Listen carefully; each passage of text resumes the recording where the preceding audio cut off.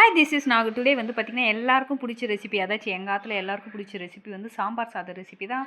சரி அதை இன்றைக்கி நைட்டு செய்யலாமேன்னு செஞ்சது அப்படியே வீடியோவாக எடுத்துகிட்டேன். சரி அது என்னெல்லாம் செய்யணும்னு சொல்லிட்டு பார்த்துலாமா. அதுக்கு ஃபஸ்ட்டு வந்து பார்த்திங்கன்னா 100 கிராம் வந்து துவரம்பருப்பு கூட 2 கிளாஸ் அரிசி, சின்ன கிளாஸ் தான். ஸோ ஊற வச்சு கழுவி எடுத்துட்டு அதுக்கு ஒரு 7 கிளாஸ் தண்ணி விட்டுட்டு பெருங்காயம், எண்ணெய், மஞ்சள் தூள் போட்டு ஒரு 2 விசில் போல் வேக வச்சு எடுத்துருக்கேன். அதுக்கப்புறம் ஒரு பாத்திரம் வச்சுட்டு எண்ணெய், கடுகு, சீரகம் போட்டுட்டு 2 பெரிய வெங்காயம் சேர்த்துக்கிறேன். அது கூடவே வந்து பார்த்திங்கன்னா 2 தக்காளி, என்னெல்லாம் வெஜிடபிள் சேர்க்க முடியுமோ நீங்கள் சேர்த்துங்க. கருவேப்பிலை, கொத்தமல்லி. நான் ஆல்ரெடி அரிசியிலே வந்து உப்பு போட்டுட்டேன். ஸோ இப்போ வந்து பார்த்திங்கன்னா சாம்பார் பொடி 1 ஸ்பூனும் வீட்டு மிளகாய்த்தூள் வந்து 2.5 ஸ்பூன் சேர்த்துக்கிறேன்.